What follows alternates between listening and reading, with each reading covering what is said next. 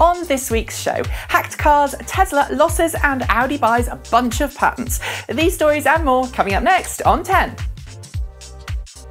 T.E.N is brought to you by freeconference.co.uk, bringing you the latest in transportation news with the future of low-cost conference calls.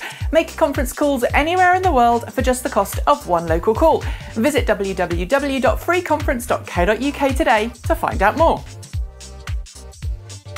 It's Friday, February 12th, 2015. I'm Nikki Gordon-Bloomfield. It's been a packed week, so let's get on with the news.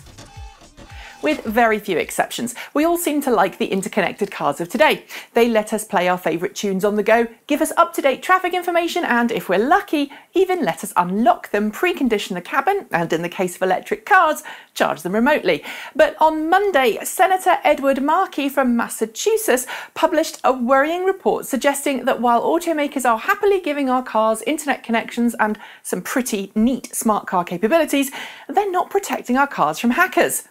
To demonstrate the point, CBS's 60 Minutes featured a segment on just that issue last Sunday, demonstrating how easy it was for high-end hackers to gain access to a Chevy Impala via GM's OnStar connection, activating the windshield wipers, horn, and even controlling the brakes remotely. Of the automakers he asked, Markey said only a handful had appropriate measures in place to keep customers' cars and their data safe. It all makes for some really terrifying reading, so as with all our stories, click on the headline above to read more at www.transportevolved.com.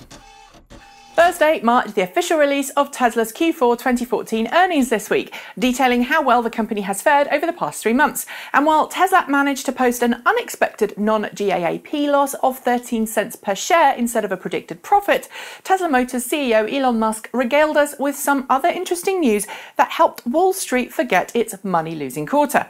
First up, Musk says we can look forward to seeing the Model X on the roads of the US in about 6 months' time, with the news that Tesla is coming to the end of its beta testing cycle and will be producing a new fleet of release candidate cars for testing and final validation in the next month or so. From there, it'll be time for the final production intent vehicle, with official production and deliveries on track for this fall.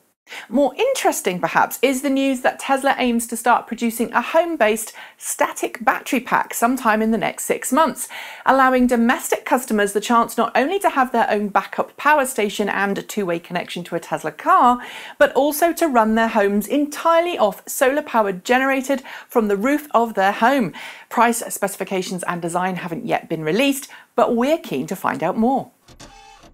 It might have been unveiled just a month ago, but there are already rumours abounding to suggest that General Motors will soon announce its 200-mile Chevrolet Bolt electric car will enter production as early as next year. While GM hasn't actually announced anything yet, as of when we're recording the show that is, 2 independent sources at GM told Reuters last week that production on the market-ready version of Chevrolet's new electric car would start at the same production facility where the current generation Chevrolet Sonic is built, in October 2016. Without any official details to go on, we can't tell you how similar the production model will look to the concept we saw a few weeks back. But if we had to guess, the ride-sharing capabilities and super-duper tech is likely to get a little downgrade to make it at least a little more economical for the Detroit auto giant to build. Watch this space. Midweek, the UK kicked off its £20 million investment in autonomous driving with the launch of several new autonomous vehicle trials across the country, focused on both urban and suburban travel. The project includes both full-size autonomous cars from Jaguar Land Rover and Ford, as well as these rather unusual autonomous pod-like cars.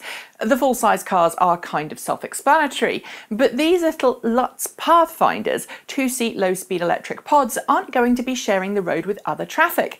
Instead, they're going to be used to transport visitors to Milton Keynes from the central railway station to the city centre, using Milton Keynes' extensive network of walkways and paths. Meanwhile, in London, a more tourist-friendly autonomous shuttle will tour Greenwich, giving visitors to London's horological treasure an excuse not to walk. Over in Bristol, meanwhile, there's going to be a full-size military-spec autonomous Land Rover, helping the Ministry of Defence test autonomous vehicle applications, presumably for modern warfare, among other things. Scary. for years, France, like many other European countries, has promoted the use of diesel cars over gasoline ones under the false pretense that they're better for the environment. But this week, the French government put a new measure in place designed to rid France of the many tens of thousands of smoky old oil burners that blight the roads.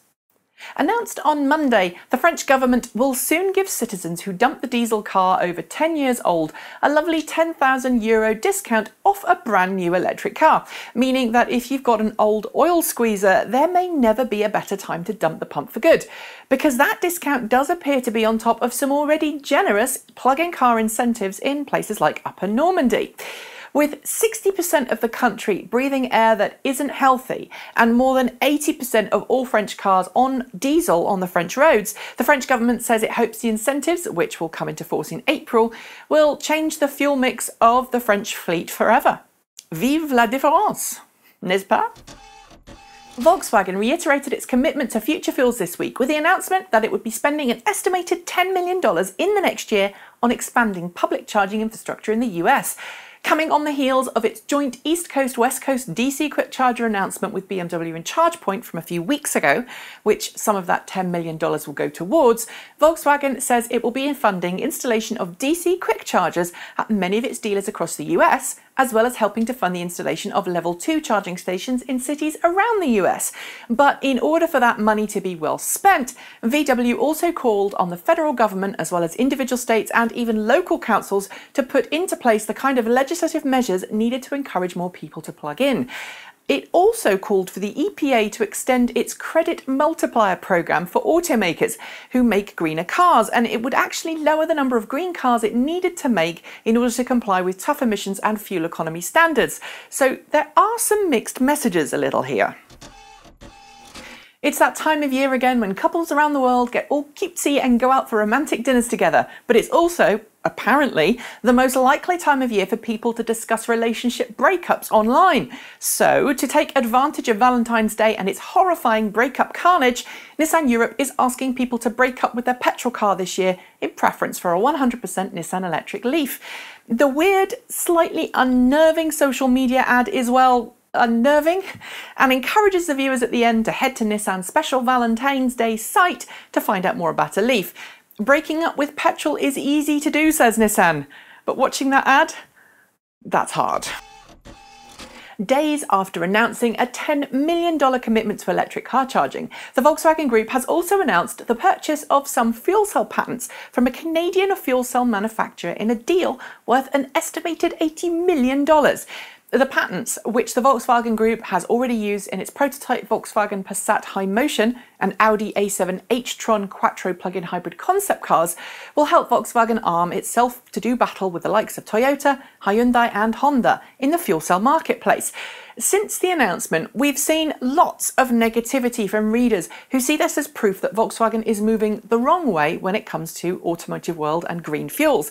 But from what we know about the company and from what we've heard talking to Volkswagen executives, this ties in with a company that has a fairly agnostic approach to fuels and wants to ensure that it can compete in the marketplace regardless of whichever fuel type ultimately comes out on top. As for the disparity in funding, $80 million versus $10 million? That's a topic for discussion we're sure you'll enjoy in the comments below. And finally, a new study out this week suggests that the dawn of autonomous cars will help reduce private car ownership, not only in households where cars will no longer be needed or desired, but also among those who won't use car sharing or taxi services to replace their family ride. That, says the University of Michigan's Transport Research Institute, is because even families who hold on to one car could make use of its autonomous driving capabilities to take over all of the driving duties normally requiring two cars, such as a double family commute. One family member would take the car to work, send it back home to pick up their spouse and children, and then call the car back at the end of the day to bring them home again. It all makes sense, but the downside is then we'd have a lot of empty driverless cars heading home in the middle of an already busy rush hour. And that might not help traffic levels at all, you know? Well, that's all we've got time for. You can catch us next week at the same time for another weekly news roundup. Visit our site every day at transportevolved.com for the latest news, or join us online for the weekly Sunday panel show at 1800 hours UTC. As usual, there's been a whole lot we haven't managed to fit into this show, including why the Tesla Model X is late to market, a glow-in-the-dark Nissan Leaf, and how cold weather really zaps electric car range. So when we're done, click on this link and head to our site to catch up.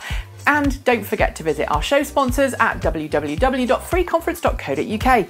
It doesn't matter if you're making work conference calls to New York or family calls to New Zealand. Free Conference lets you make and join telephone conference calls anywhere in the world for just the cost of a local call. To sign up and get calling today, visit www.freeconference.co.uk to set up your first free call. I'm Nikki Gordon-Bloomfield. Have a great weekend, and until next time, keep evolving.